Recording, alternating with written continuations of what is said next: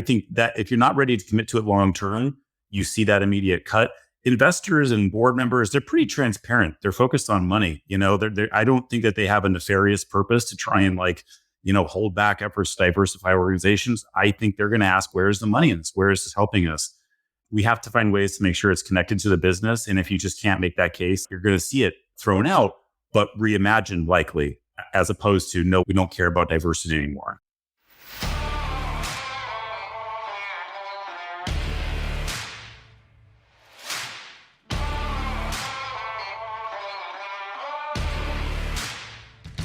All right, everybody, welcome to HR Heretics. Today we have a special episode and we're doing a DEI roundtable. Our special guests today are Colleen McCreary and David Hanrahan. They've both been on the show before. They're both friends of me and Kelli. Thank you both for being on today. We greatly appreciate it. So where I'm going to start this conversation is I'm going to go through what I think the general facts are of how we got to today. I want to talk about how we have experienced DE&I. And then I want to talk about where we think the puck is going in 2024 and beyond. So I'm going to start with a very crude explanation of what I think the facts are today, which is, number one, it is very clear with studies that diversity improves business outcomes. That is especially true for companies that are post-product market fit. Yet in major tech companies, think of the biggest tech companies, women generally make up about 25 to 30% of the population, and Black and Hispanics account for about 12 to 15% of the population. There's been a number of studies that also indicate that bias in the hiring process, as well as in the promotion process, disproportionately affects those populations. And so awareness of this issue probably started around the late 90s, early 2000s. Large tech companies started to publish annual diversity reports beginning in the 2010s. And then really in the 2010s, we started to see tech employees play a more active role in advocating for DEI.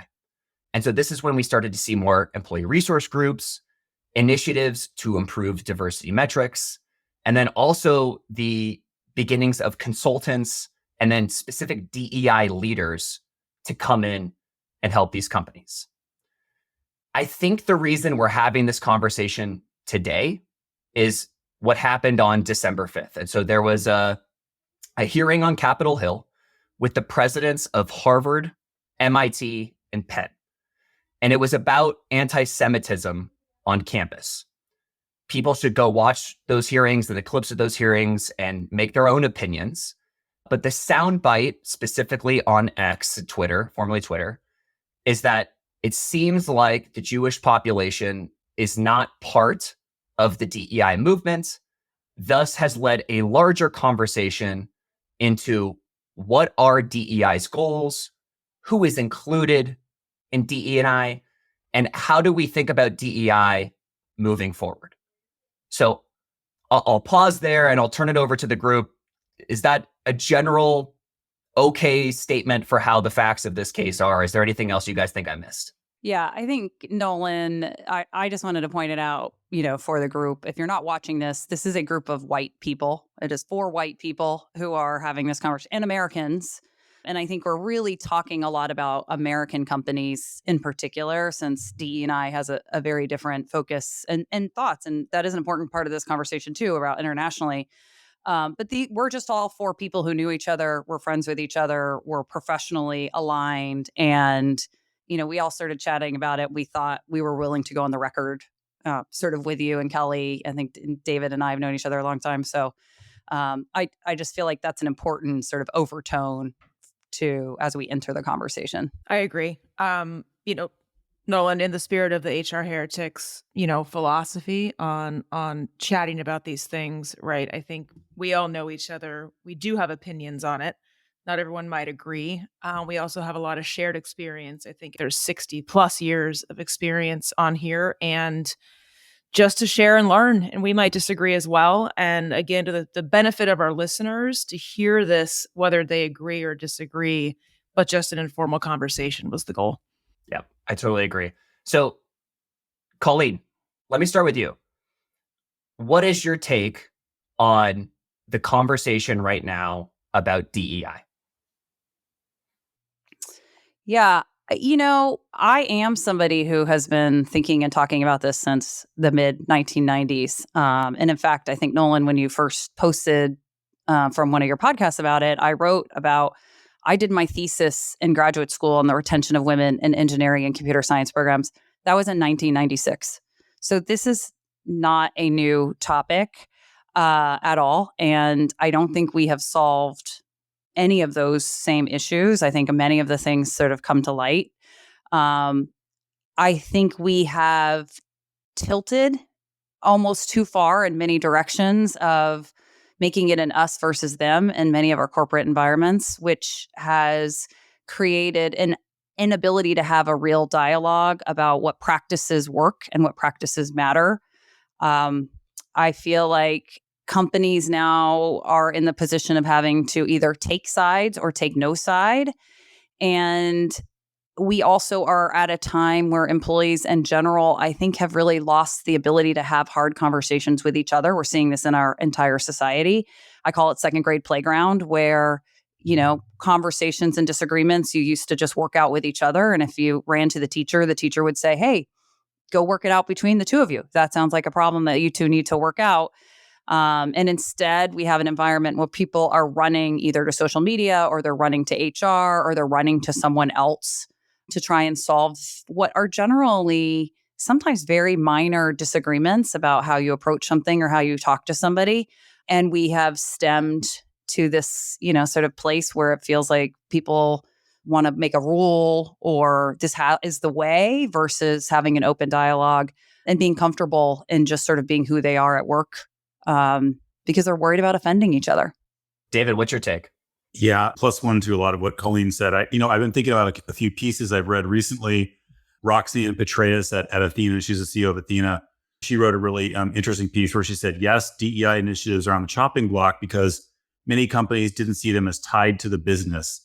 Then she goes on to say that, if these things are viewed as nice to have versus tied to the business, they will be on the chopping block. And then just recently, Joelle at Paradigm wrote a really interesting piece. And the headline is, the anti-DEI movement has gone from fringe to mainstream. And it's a bit of a sort of contrast piece to what Bill Ackman wrote on X last night, his 4,000 word essay, which is basically DEI is racist. And he's coming from the point of view of Jewish people being viewed as oppressors in some DEI movements is his view. And so very interesting, stark, contrasting views. I think that some of the most effective DEI efforts that I've seen in organizations have been about bringing people together, have been about unifying.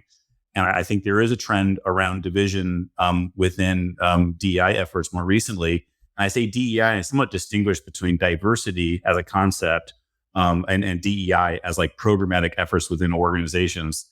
But I think about diversity done well brings people together. And Joelle, in her piece, she alluded to the fact that some DEI practitioners have not allowed for space for people genuinely seeking to learn.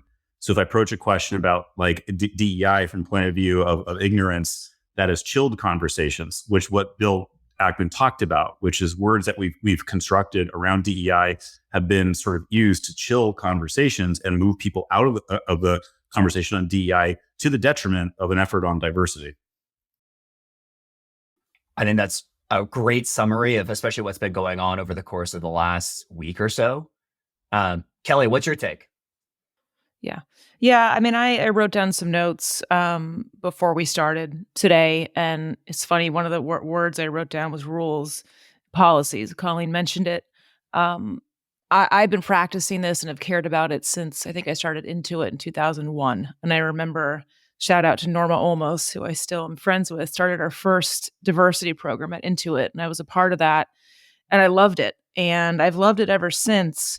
And, just vulnerability here, I struggle because I don't think we've made a ton of progress. I think in a lot of ways, we're at the same place, if not maybe going backwards, because there's more there's just anger out there, and there's division, and there's more aggression publicly than I've seen. And I think maybe some of the world events have sparked that and allowed for some of that. But for me, like I just go down to like the root definition of this: diversity, equity, inclusion. And to David's point, there's a lot of people out there that think about this in all different ways, right? If you don't do this the right way, it can very much turn. And for me, the impetus on doing it correctly is that belonging piece. I know a lot of people have tacked on the B to this, but I do think that belonging of doing this in a natural and shared way is a prerequisite to be able to do the rest of it. And I know a lot of companies over the years have used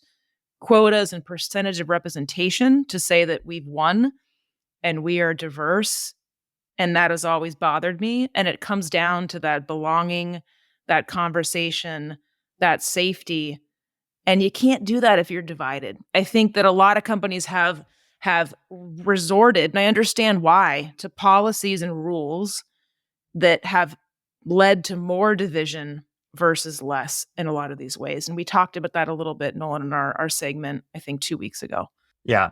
On the belonging side, I've thought about this a lot, and I think it's almost impossible to measure. I think it's very individual and how certain people feel. Like, is there actually a way to measure that company wide? Have you seen it done well? Maybe said differently. I mean, I think it is very difficult to measure, and I'm going to push back that some of the best things can't be measured. like they just can't. You know how things are working. I mean, you can look at different aspects, but it is something that not everything underneath the belonging can be measured via a survey or a multiple choice or a scale. It's hard to say how, what is the actual metric around that. It's a little bit like I say in recruiting, acceptance rate is the metric I pay the most attention to because I think it's all inclusive of everybody in the process and everything that you've done and all these kinds of things. But then to tease out like where the issues are, you really have to then look at a lot of metrics and a lot of things to figure out where that's at. And I would say the best companies I've been a part of have looked at a number of things, and you can start with attrition and who is leaving and how long have they been there, and were they considered stars or not, and who's getting promoted and who's not getting promoted, and what are what are the levels of people when they're coming in, and what do those look like? And it's I thankfully have never worked anywhere that has had a quota saying you have to hire X percent or those kinds of things. I think we've often had targets that we would say, hey, it would be great if we could hit these, but I've thankfully never had to be a part of, and I don't think I would have ever felt comfortable saying you have to hire XYZ. I have had pressure from employees, certainly over the years, that have said, why don't you have an executive who, like my last management team, we were all white and Asian. And there was a lot of pressure to, why don't we have anybody who's of color, who's Black or Latino or, and I used to just push back and say, well, who am I supposed to fire on the management team so that I can go out? And then how do I make, and then am I supposed to hire someone just because of that? Like, I literally would just say that because I felt like it had to be a very frank conversation. But I do think you can look at a lot of data to see if there are people in pockets and even tenure, age. Are there people who are certain ages who feel comfortable, don't feel comfortable, and gender and a lot of other things that we can take a look at. And, that may not be a big thing on percentage wise, is may not a big deal, or could be. I mean, you can really, I think in some companies, I can look back and say, yeah, we had a problem. We had women leaving at a much higher percentage than we had men at the same exact levels and the same exact tenure and potentially the same exact performance. However, we were looking at that. So, and I think that does speak to whether or not someone feels comfortable in the environment that they're in, which is to some extent where I would go to basely define belonging. Hey, everyone. We'll be right back in a moment after a word from our sponsors. Hey, everybody. Your co-host Nolan here. High performance and great culture should never be at odds. They're better together. With Lattice People Management Platform, companies efficiently run people programs that create enviable cultures where employees want to do their best work. Serving thousands of customers of all sizes globally, Lattice helps everyone work better together. Learn why companies from Slack to the LA Dodgers choose Lattice. Visit lattice.com/HRheretics today. That's Lattice, LATTICE.com. Have you ever had a negative experience hiring an executive? I certainly did at Carta and DoorDash, and that's why I started Continuum, the modern AI-powered executive search firm. Continuum connects executives and senior operators to venture-backed tech companies for fractional and full-time roles. You could post any executive-level role to Continuum's marketplace and search through our database of world-class experienced leaders. Continuum will intelligently surface your opportunity to relevant operators. They'll express interest and show up in your inbox. It's like magic. There's no platform fee or hidden cost. You only pay the person you hire, and you can cancel at any time. If you're thinking about hiring an exec, in the middle of a search right now, or don't know how to solve a problem, I get it. Scaling is hard. Companies like Athletic Greens, Weights and Biases, Masari, and more than 100 other tech companies have turned to Continuum for help solving their people ops, go-to-market, engineering, and finance challenges. So check out Continuum in the description below. Ping me on LinkedIn if you have any questions, or head to joincontinuum.com. We actually, in Culture Amp, I've used Culture Amp at a couple straight companies. So it's just one of many tools that does this. But there's a question is, I feel like I belong at X. And then you can look at differences by demographics, racial, age, gender, et cetera. And interesting on that question, that the sort of data science says it has a very high impact on engagement. The other thing I think about, I don't know if there's I haven't thought enough about this, but in terms of connection to social isolation and loneliness, the period that we're coming out of in this pandemic, the increase in percentage of adults who feel alone, who spend more time alone in a day, and the impact that has on mental health, and whether organizations and whether efforts on diversity internally can be addressing that and be playing a role in that. It seems very zeitgeisty as well, that aspect. I agree totally. My last one, Nolan, on that belonging piece, in addition to the lagging indicators, is I'm a big fan of qualitative leading indicators, right? I think if you are trusted in the organization, like I have had bar none, no holds barred conversations with folks that are like, that person's racist, this is going on. Like if you can, and use that in the right way, but if you can gain trust and have those real conversations, you can get an idea of what's going on. Big fan of the verbatim texts, right? At Pendo, I think we had 900 or something comments at one point. You can actually get a good signal from reading those things. And the last thing to the belonging piece is how the organization is spending their time. How many people are going to affinity group meetings? Is it just like, is it any of the supporters, right? Or allies? Is it just folks in the group? Are you talking about this stuff at your all hands meetings? Like how much is this stuff living within the mechanics of the organization or not, is something that we've done as well. What I'm seeing now is another camp of people. So call this like the Jason Calacanis's, the Brian Armstrongs, and the Bill Ackmans of the world say, we've spent tens of millions of dollars. We've rolled out brand new programs and initiatives. The numbers and the data haven't changed. And in fact, there now appears to be a reversing. So like, hey, these are the minority groups, like we want to promote them and potentially look at less meritocracy. And then, the oppressor groups, we want to hold them back a little bit so we can help the others come up. I think that's what the narrative I'm hearing from this other side. How do you all think about that? Like, how do you all think about how it's gone so far and what we can do to improve it? Oh, I could spend hours. I could spend hours on this. I'll boil it down to two areas that I'll have a stronger opinion on, and then I'll let the others.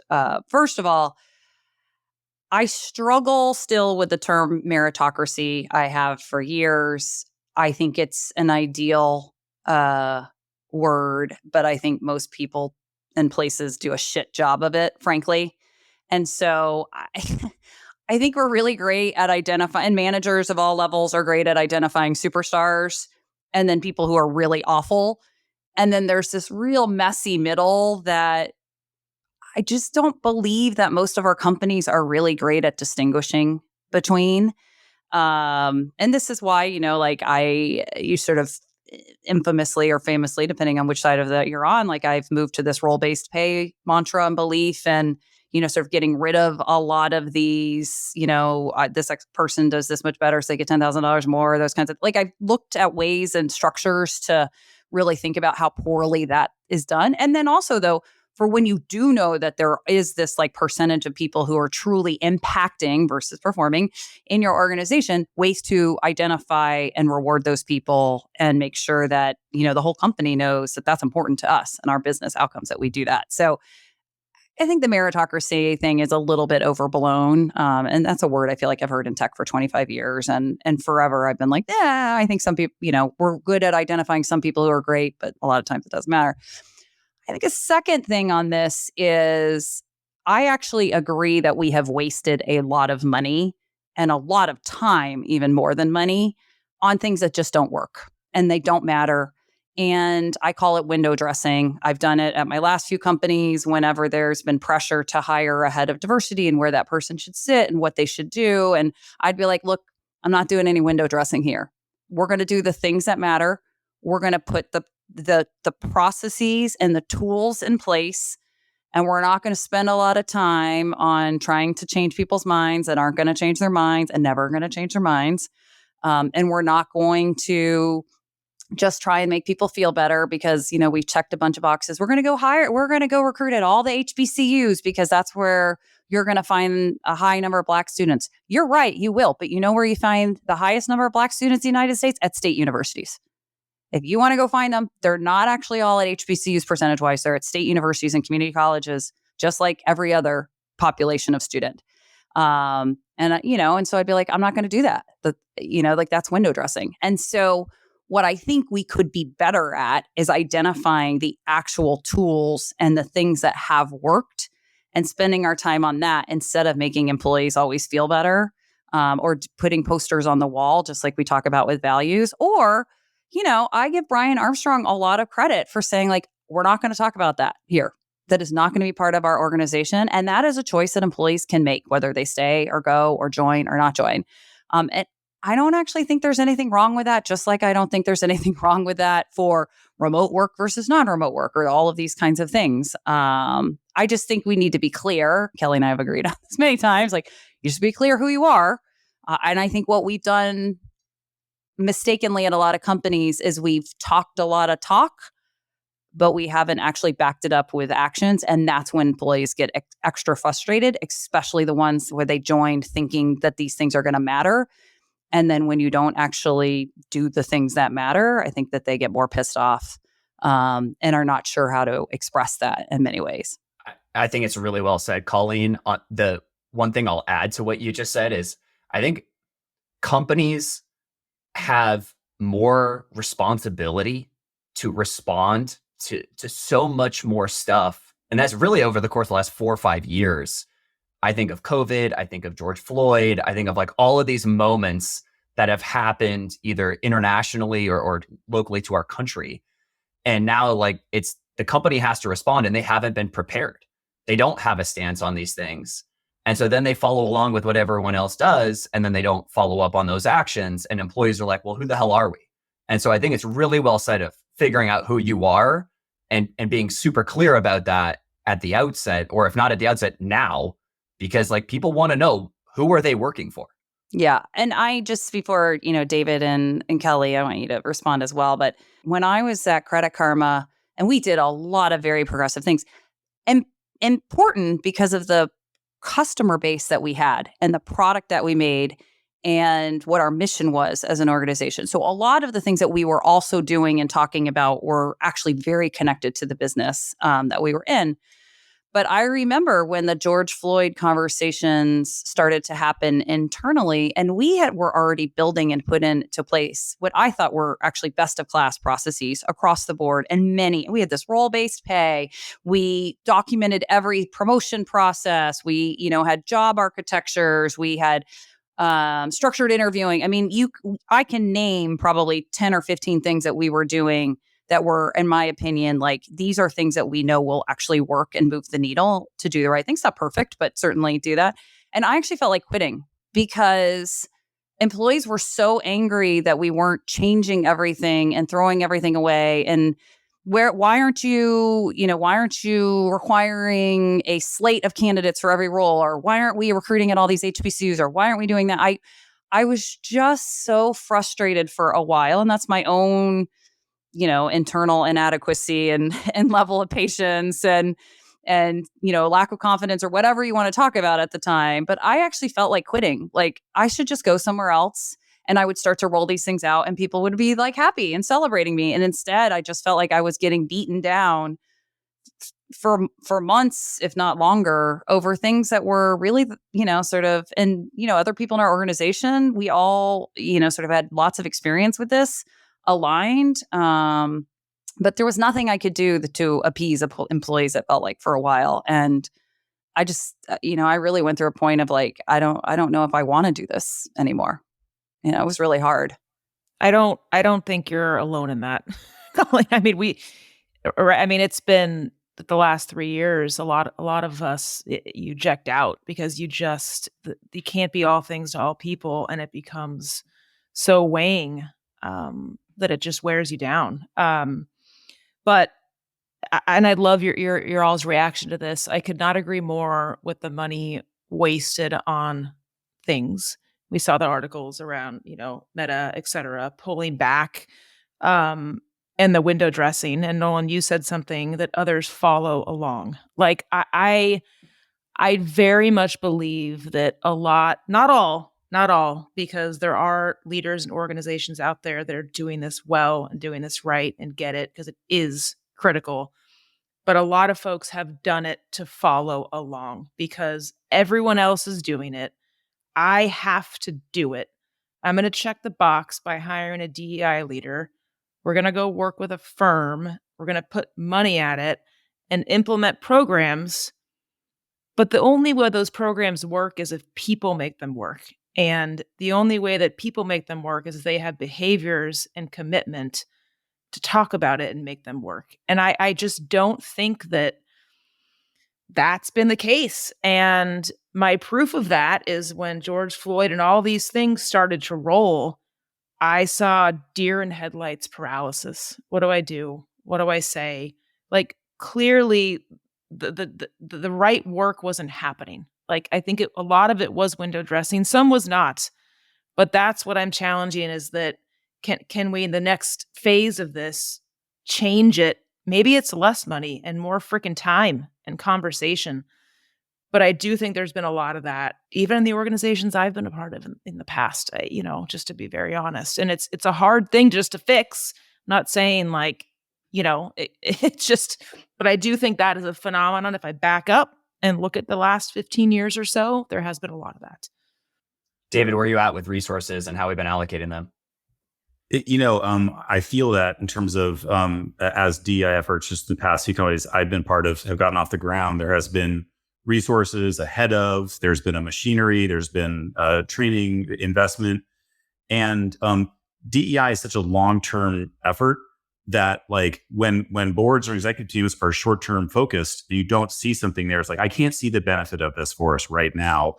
It, like a lot of things, will face cuts. I know that Indeed said that 44% the DEI related job postings are down 44% year over year. And so I've definitely seen that before. And I kind of think about, so performance management, let's take DEI compared to performance management. CEO wants a high performing company. They also want a company that's diverse. They know the benefits of that relative to consumers. They know that for a high performing company, good things will follow. Performance management is the mechanism that we rely on for performance in the company. And yet what we see, like Jack Dorsey and Block, throwing it out, just like, hey, I'm going to completely scrap this. And is that saying he doesn't want a high performing company? No, it's saying the effort that they're pursuing at that time for him, it's just not seeing something here pay out for us, which I know in performance management happens a lot of times where we do all this work and nothing happens. I think that if you're not ready to commit to it long term, you see that immediate cut. Investors and board members, they're pretty transparent. They're focused on money. I don't think that they have a nefarious purpose to try and hold back efforts to diversify organizations. I think they're going to ask, where's the money in this? Where is this helping us? And so we have to find ways to make sure it's connected to the business. And if you just can't make that case, Roxanne talked about, you're gonna see it thrown out, but reimagined likely, as opposed to no, we don't care about diversity anymore. I couldn't agree with you more. I think the one piece we're not talking about right now, all of us have pre-IPO tech experience. It's the majority of my career, and the same with you all. Those companies are typically run by the founder. And I think a lot of founders were not fully on board with doing these investments and going along with it. But because everyone else was, they had to as well. Otherwise, they would face internal and external pressure. And there's been a ton of these stories that have come out in the press about how companies are operating internally, and every company's a mess, right? But founders, I don't think, have been 100% on board. A couple have, and you could see some of these companies very clearly from the outside. I think Affirm is one of them. What you all did at CreditKarma, certainly, like, you can see from the outside the ones that are like fully invested. Asana is another one that I think of right off the top of my head. But then there's everyone else. And everyone else felt like they were just kind of going along with what the narrative was in tech. And now it's a moment for them to be like, hey, I actually wasn't on board with this thing to begin with. Now let's like decommit. Let's completely stop investing into this thing. To your point, David, I think it's like this pendulum, right? And the pendulum is now swung completely towards let's do away with it. And the question now becomes, how does it get reimagined? Like, what is the right answer? And I'll just start. I don't think there is one. I think it's like the pursuit of an endless goal. And I think that's where everyone has to get comfortable with this, is like, this is not going to change over the course of a year, a couple years, decades. We've already been at this. This is like never ending, but how we institute it, I'm curious to get your all's input on this. How do we start to institute this going forward? And where do we see the puck going with DEI in the future?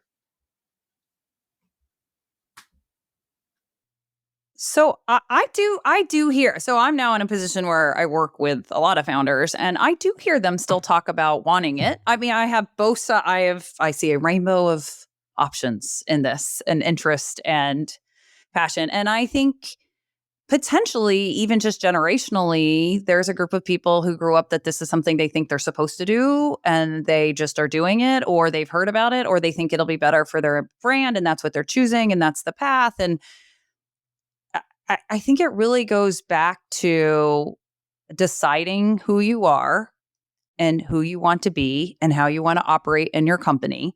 And you can change that, but then just being very clear about it. And I really think it goes back to the systems and the processes that you put in place. If you hire everybody who worked at the same company before, you're going to have the same systems and processes that came from the company that everybody worked at before. I mean, I think it's not unlike a lot of other things.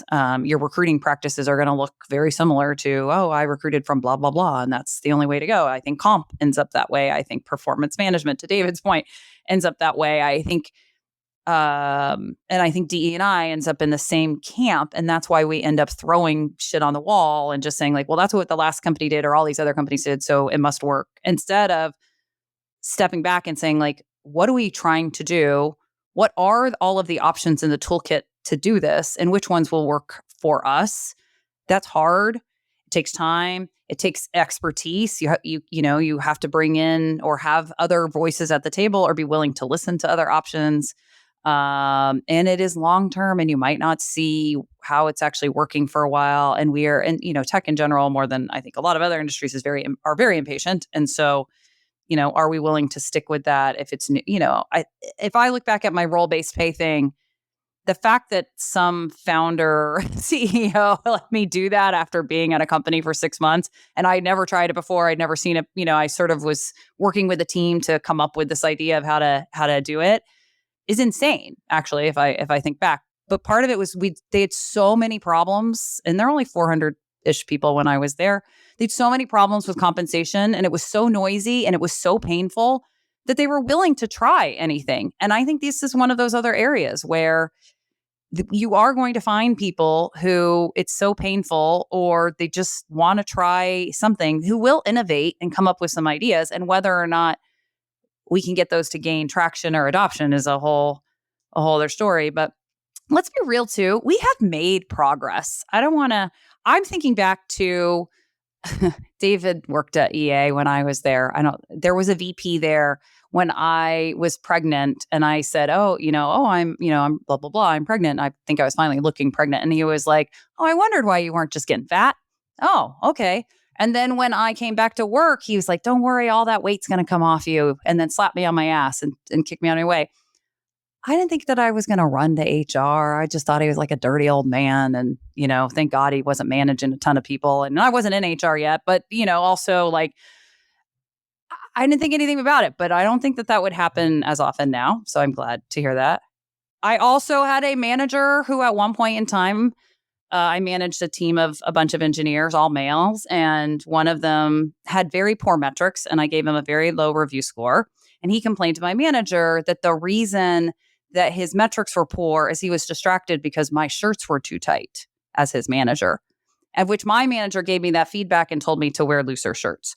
So I got to tell you, we've come a long way. And I do think there is a world that we should remind people as well that like progress takes time. And it's going to be a long time, and we can't expect everybody to change their behavior overnight, but we can identify when things are not correct, and we can put things in place. And some of these very, very blatant things, we can just, we do now say like, that is not cool. We are not doing that. And that is not acceptable here, which is something I think that happened on December 5th that they should have said. It is not okay to say that people don't deserve to live. Like, there's no context to that. Like, that would have been a very easy thing. We should have just done it. That is a great point. The standards for behavior have definitely improved. You're right. Nolan, your question is very difficult, and I would hope that humans are logical enough that it's not an on or off button. It's not, we're doing it or we're not. And I very much hope that this wave doesn't kind of swoop in a bunch of we're done. Like that is the wrong answer. I do think we do need to evolve. And I guess my 2 cents on that is to maybe stop expecting every company to be great at this, right? To Colleen's point, you choose who you are. And sometimes it takes fewer great examples to make bigger change than everyone kind of playing along with something. And so for me, right, it's like, if I go into an operator role again at some point, you choose that company where the behavior is first, not the money and the programs. When the rubber hits the road, the pressure and the short-term things come up. Do you make that exception for X or not? And I think that those companies, those people exist, and I hope they rise. And we can follow what they're doing differently, perhaps in a different way than the window dressing we talked about before. That's a great call, Kelly. I read an interview with Deb Blue, CEO of Ancestry, the other day. And the very first question from the interviewer is, what are you most looking forward to in 2024? And she said 2 things: global expansion and furthering DEI efforts. We're continuously working to bring our product to new regions across the world. We're also looking to further our DEI efforts internally and with our platform, because bringing new diverse voices and stories to the table will only strengthen our business and product.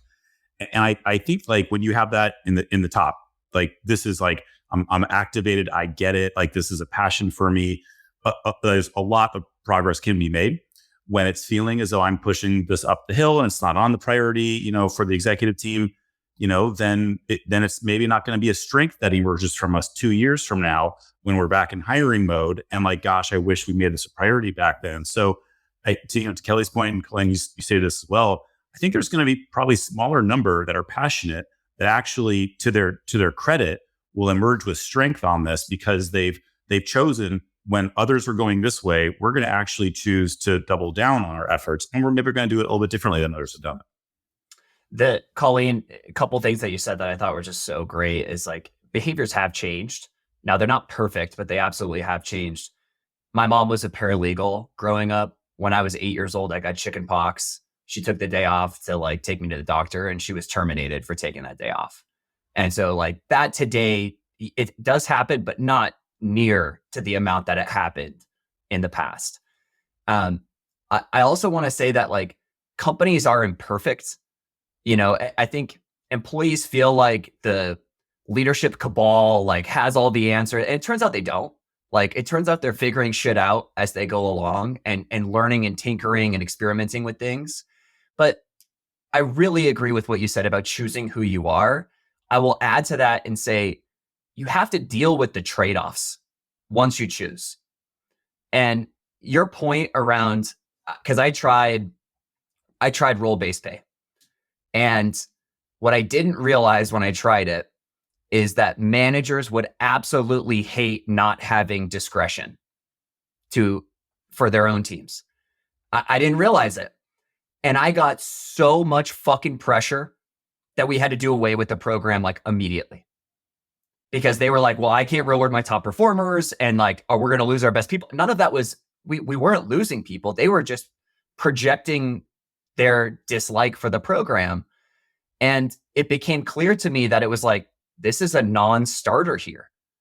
And so if you say you want to have equality of opportunity, then that needs to show up in your programs. If you say you want to be inclusive as a culture, then that needs to show up in your programs. And you need to be okay when things outside of that, like you can't be everything for everybody. I think Kelli, you said that really well earlier. And let employees vote with their feet. If they want to be there, great, they'll stay. If not, they should leave. And it's better for everybody. I just saw on Twitter the other day that it was like 5% of employees cause 95% of like the internal problems internally. And I was like, oh my God, like that resonates so deeply. And instead of trying to cater to those people, just let them go. Please let them go. Like that doesn't, they're not happy. We're not happy. And it's not the company we want to be. And we shouldn't try to cater to them. Oh yeah. I mean, I'm infamous for the on the bus, off the bus. Like you can choose to you are adults. We're talking about adults. Like you can choose to get off this bus any day. We will welcome that for you. And thank you for your service. I don't have any issue with that whatsoever.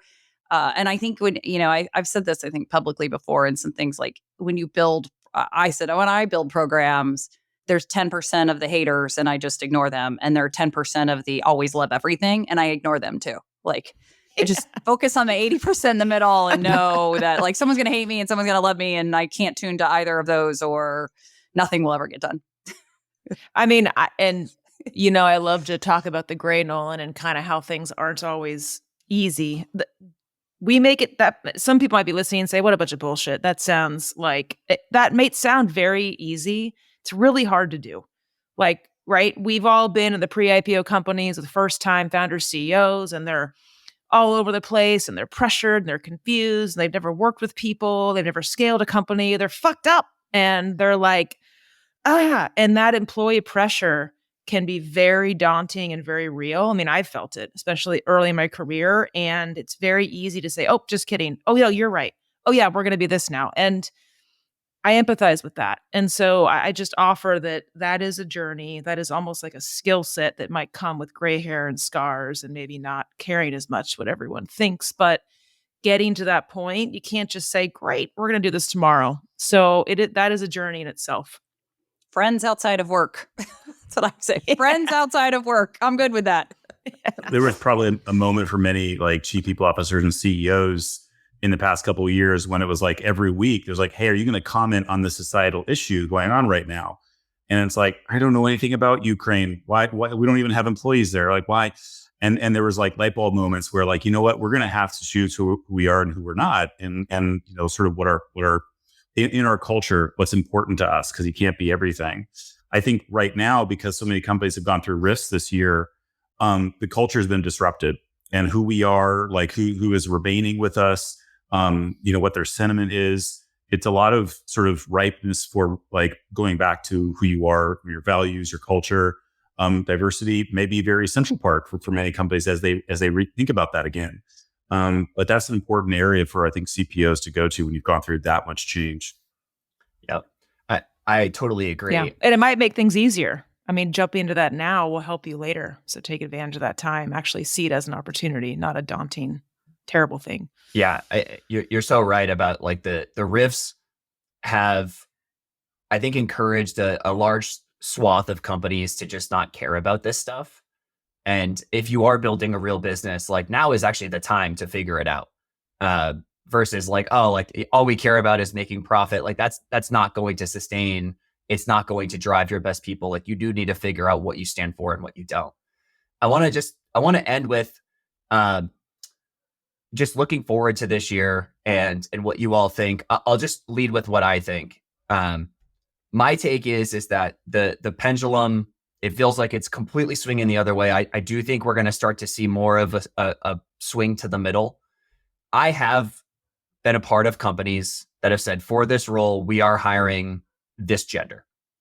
And I think that those sorts of things are going away. They are illegal, but like that has happened. If you talk to exec recruiters, they will tell you that has happened over the course of the last 5 to 10 years. I think that's going to go away. I think the other thing that we're going to see a lot more of is, even though it feels really polarizing right now, and it feels like you have to like choose these like two separate camps of what side are you on, I think more people are actually going to realize that they have a lot more in common with each other, and that ultimately like people are good to their core and they want equality of opportunity. And I think we're going to start focusing a lot more on equality of opportunity this year, as opposed to equality of outcome, which I don't think is going to be part of the narrative moving forward. What do you guys think? That's really well said. There was a prediction from the Neuro Leadership Institute that DEI in 2024 is going to be more of an expectation of leadership as opposed to standalone efforts. And this kind of goes back to, like the CEO's chief diversity officer. When I think about the best DEI practitioners, so people who are passionate about it, who want this to be their career, some of the greatest success I've seen from DEI practitioners has been in community building. So in bringing people who have like natural differences, there's awkward, there's tension here, bringing them together to basically make better teams, to make the company better, to strengthen bonds internally where you have different languages spoken, coming from different, like wildly different point of views. Like we acquired this company and there's this tension, there's this discord. Really good DEI practitioners I've seen are community builders. And we need that in the organizations that are sort of coming out of this year, fractured, rift, disrupted in society. What we're seeing in terms of fractures, there's a big need for community building. And perhaps, in the reimagining of DEI, as it sort of faces some headwinds, there's a reimagining here, much like performance management gets reimagined every once in a while. Maybe there's something there that emerges with strength. I agree. My 2 cents, DEI practitioners, just like HR practitioners, right? They are the facilitators of this. They are not the owners of, just as people officers are the facilitators of culture. They do not own culture, in my opinion. So I think I completely agree with you, David, on that front. My 2 cents also is I think the most success we're going to see is that organizations are becoming more human. The last 3 years have been extremely hard, and I've personally seen and felt and heard more humans interacting as humans through this and sharing stories or hardships or successes or just helping each other emotionally and talking versus these lumbering programs. And I think that middleware of all this is going to help this go in the right direction. Yeah. I'm +1 to everybody. I do think the other piece of this is we are going to see a continued conversation, and I think companies are going to get forced into stating more clearly who they are and what they stand for, which I actually think is a good thing. I think I'm going to keep banging this drum, but like, speak out, say who you are, be okay with it, and let people make those choices for themselves instead of all of the follow on. And this is the way we have to do it. I would love for DE&I to not be a thing, honestly. Like I used to chafe at the idea that this is an HR thing and it sits in HR or reports to the CEO or whatever. Like, I think it just really waters down the message over time. And the more I talk about it, and I have worked with some amazing DE&I, both leaders and outside folks who come in and create these great dialogues and give us some ideas on great practices, and people want to contact me, I'm more than happy to refer you to some of those people who do the process work well. But at the end of the day, to your point, Kelli, this isn't something that it sits in HR and HR has to own. It either happens because we decide that we are all committed to these are the practices that we believe in, and this is how we're going to operate, or you don't. And that is internally as well as externally. So don't go putting all sorts of pretty faces on your website if that is not who you are, and stop pretending. And, same things happen all over the place. I got a senior in high school right now, and I'm in the middle of the college search. And, I will say, we did visit, we visited probably 20 something universities, and we were on a college tour somewhere. And my son turned to me and said, "This is the whitest school we've ever been to." And I did say, "Oh yeah, you're right. Yeah, they didn't even try. There was even none of the tour guides, none of the students, okay." And I said, "But at least you know who they are. You can use that in your decision making." And so, I think we should just be more real and be more honest. And I think employees, because of all the layoffs and because of what's been going on, are going to be smarter about this over time, and start to own more of those choices. Yep. And ultimately, it's on them of where do you want to work? Vote with your feet. You vote with your feet. So look, we're in January of 2024. There's going to be a lot more discussions around this topic this year and beyond. Our commitment is we're going to continue to have this conversation, even though, if I'm being really honest, it's super uncomfortable. It's tough to have this conversation. Words get misrepresented. I'm sure we said things here that weren't worded perfectly, but the intent of the pod is to open up the dialogue and to actually have a discussion. And so I just want to thank Colleen and David from the bottom of my heart for having this discussion with us, for really going into uncharted territory, because these conversations haven't been allowed in our discourse, in our industry like this. So that's our commitment from me and Kelli. And so thank you to you guys. We will have more of these conversations coming out this year. And I can't wait to hear your feedback on this episode. +1. Thank you both so much. Thanks for having us. Thank you. Thanks, guys. HR Heretics is a podcast from Turpentine, the network behind Econ 102, Moment of Zen, and Turpentine VC. Subscribe, 5 stars, share it on Apple, YouTube, Spotify, anywhere you get your podcasts, all the things.